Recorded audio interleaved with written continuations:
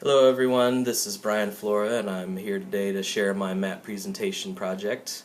I'm going to focus on the discipline of witness, and just truth be told, there's so many things I'd love to say in the midst of this presentation. This is, something that I've actually thought a lot about even before this project and have tried on some small scale. So if you have questions, please feel free to ask. If you have, some feedback, I'd love to hear that as well, because this is something that I definitely want to, really pursue at some point. So yeah, we'll just dive in.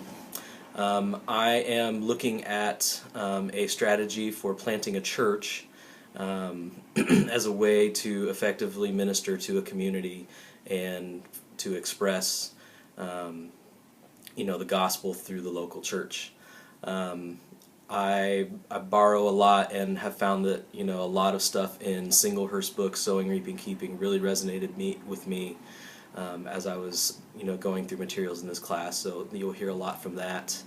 But when I think about church, the idea that Lingenfelter starts with of an incarnational church really resonates strongly with me. I really believe an incarnational church makes sense in the culture that we live in right now, versus what we've kind of all grown up with, which is more of an attractional model of church.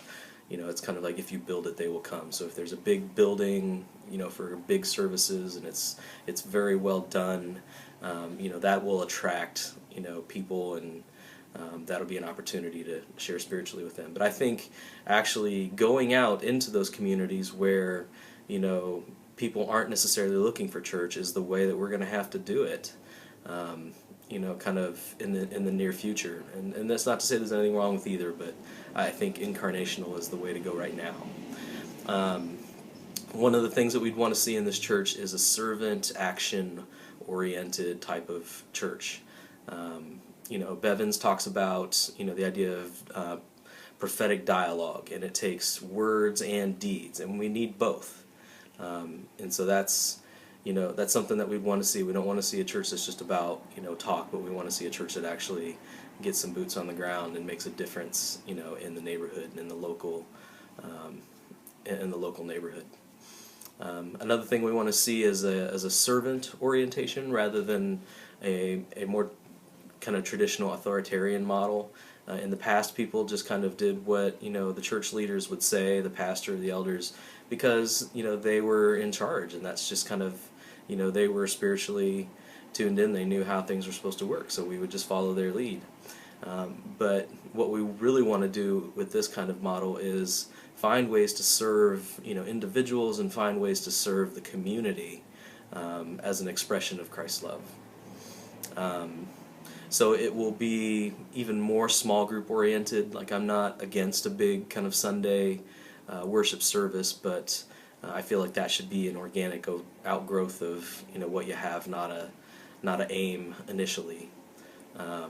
And so really what we're looking to build is a kind of a family style small group ministry where people really do connect and get to know each other. And we're also looking at a local neighborhood model, where the people from our church, we hope, are going to be people that live in the neighborhood where we meet. They're not going to be. It's not going to be like a commuter church where people come from long distances to worship together and then go back to those places where they came from. So for me, I don't know if it's a function of my age or my experience, but I have a real heart to reach young urban professionals, and right now that's millennials who are kind of off maligned, and that's part of the generation that I'm from. So just looking for ways to serve that community, because increasingly that generation of young people are not looking to church for their answers, and we want to see if there's a way that we can really serve them. So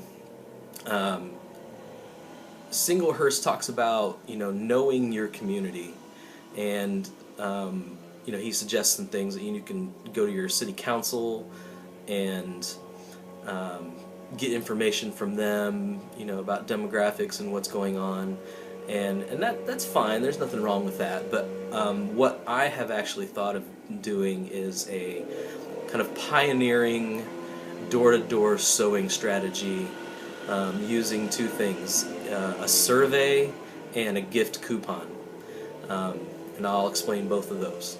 So the survey is something that, it's more like a poll rather than a survey. A survey people can kind of do at their own computer, but we want to do a door-to-door poll, and we'll set it up using an app called Quick Tap Survey, and put it on an iPad and go around and talk with people individually. And this gives us an opportunity, to clarify our message by taking jargon out of our message. That people that are unchurched or de-churched, like that, they don't know what those words mean, or those words are actually a turnoff. So that's an opportunity there. Within the survey, there are 3 sections. The first is contact and demographic info, and I actually just hand them the tablet so that they can fill this stuff out for themselves, and that just goes quicker that way. And that just gives us an idea of who's in the community, who we're really reaching, and as we see different cultural groups start to arise as a dominant group, we can kind of tailor, our approach to meet the needs of that community. The second part is a neighborhood strengths, needs, and solutions, where we literally ask people, like what is good about this community? What is this community known for? That gives people an opportunity to kind of reflect on, like, why did I want to live here in the first place? Like, why do I care about this community? And so we get to hear good things, and we get to find ways to support the community and what it's good at. But the next thing is, what are the needs of the community? That, people generally aren't shy with their opinions about what needs to be better in the neighborhoods and areas where they live. And then 2 people generally have, some idea of what they would do if, they were in charge. So, like, that really gives us an opportunity to, in Bevan's kind of talk, enter another person's garden. And 2, we want to refrain from offering any suggestions here. Like, if someone asks us what we think, generally, I would just say, I've heard this answer a lot. I've heard this solution a lot. People seem to think this would be the way to go. But yeah, we're here to kind of learn and receive from the people that know the culture very well. And then the following section, the last section of the survey, is a spiritual interests section. Basically, like, we ask people, what their background with church is. Did they grow up in the church? What denomination or expression was it? And we actually asked them, this was kind of one that was a little bit risky, but we felt like it would open a lot of doors. We asked people to rate their spiritual experience with churches on a scale of 1 to 10. 1 being, kind of negative or hurtful, and 10 being, really life-giving. And so we give people to kind of an opportunity to kind of quantify that. And then we follow up with a question of, are there any experiences that really informed your previous answer? And, some people don't really answer that, and that's fine. But we found that some people really, kind of opened up about, a bad experience that they had, and it was an opportunity for them to kind of, get that off their chest. And again, I wanted to be careful not to push back, just to hear them for their experience, and kind of help them, help overcome obstacles if at all possible.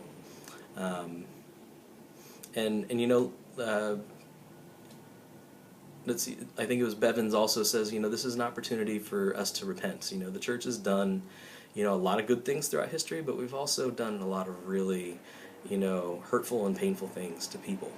So this is an opportunity to say, like, I'm sorry that happened to you. That's not, what God wanted. God doesn't want, for us to be in pain and suffer, although He allows that. So, and ultimately, going back to the Engel scale in Singlehurst's book, like, we don't want to view this as a time to sow, or we don't want to view this as a time to reap in every circumstance. I'm not trying to, bait and switch, or I don't have a hidden agenda in this. I just want to hear from people, and hopefully at the end of the conversation, we've helped them move kind of from one spot on the angle scale down to the next, that they've had a positive experience with us. So yeah, the purposes of the survey, this is dialogue is mission, dialogue is spirituality. Again, no hidden agendas, no bait and switch. I've been part of organizations where, you have, surveys that you take people through, and the whole point of that is so that we can pivot to a gospel presentation. And I think there's a place for that, but that's not what we want to do in this setting. Like, we want to actually, hear from people. And that's why we're kind of doing this polling. We're looking for information about how to best serve these individuals in these communities. Second reason is it creates relationships. There's something about talking to a person and asking their opinions and what they think needs to be done. That builds relationship. It's a start. I've in my time of doing different kinds of ministry, I've always heard and understood that any opportunity to interact is potentially a positive opportunity for the gospel. So another aspect of doing this kind of polling and survey is that we locate Christians that are already embedded in these communities, some of which will already have churches. Those are people that we can partner with, but then some people that might be looking for something new, and there are people that we can invite and start assembling with. And then lastly, it just kind of gives us a landscape of the spiritual community and locale. Like, are there big churches in this area that are going to be competitive, or is there a real sense of kind of spiritual community already of wanting to work together and help each other out? Like, these are things that we kind of figure out. So that's the survey portion. The other thing I mentioned was a gift coupon, and this is one thing I call the coffee shop coalition. For this particular demographic of people, we love our coffee shops. This is where we spend our time. This is kind of our third place, if you will. And to be truthful, a lot of good things in ministry happen in coffee shops. What we would want to do is approach, some local coffee shops, maybe even some smaller chains, and say, here's what we're doing. We're starting a church. We're polling the neighborhood to kind of see what the needs are and how we can, serve those needs. And one thing we wanted to offer them as a gift for doing the survey with us, taking the time, is a coupon for like a free coffee, like a free cappuccino, latte, something like that. No more than $5. And what we'd like to be able to say is, like, we would like to, basically see if we can go half and half on, several of these coupons. We'll put up half, and we'd like to ask these coffee shops to, if they'd be willing to donate, $2.50, per $5 coupon for several of these, so that we can actually be able to say to a person, here's something, here's a free gift, you don't have to do anything for it. We're just going to give you this as a way of saying thank you for taking the time to talk with us. And so that's what we do. We would approach coffee shops to do that. And this does several things for us. It connects us to local businesses. It can drive business for them, for sure. Like, as we get out there and we're going door to door and we're talking to people, it can drive business into their coffee shops. And if they're newer, they're starting out, they're kind of like us. We're kind of working together to kind of get off the ground and get stabilized, and we can help each other in that regard. But even if it's a more established coffee shop, we offer an opportunity to drive more business towards them, which will help their financials, obviously. And in the end, it kind of lends credibility to us. That's kind of a hidden benefit for us, to be able to say we're not some, weird kind of cult that's just out there, but we're actually connected to businesses that and respect. So that's some of the reasoning behind that. And I think it really plays nicely off of Muck and Adney's gifted mission strategy. It allows us an opportunity to be humble and vulnerable and curious and open by going to businesses, but also by going to people. It gives us an opportunity to say, like, we're not here to tell or, what's what. We're not here to, prescribe things from the seat of expert. We're here to learn. Learners first. I think that's the way to go. So what we would need for this endeavor would be obviously money. So, for this church missions board, I'm asking, if you can, help us to come up with some of the money to match, our half of the Coffee House Coalition coupons. The other thing is we need prayer teams to walk these neighborhoods and pray for these neighborhoods. A lot of times, when you're out there and you're praying, and you get a feel for, the neighborhoods that you're in, that gives you a strong indication of, what's happening there, and you get ideas about, what God's doing there and ways to reach out. And then lastly, we would just need resources and facilities and volunteers to do the polling. It's something that one person can do, and I've done it a few times myself. But again, if we have more people that share that vision, the more ground we can cover, the more quickly we can kind of get our information together and start moving forward with a plan to reach the community.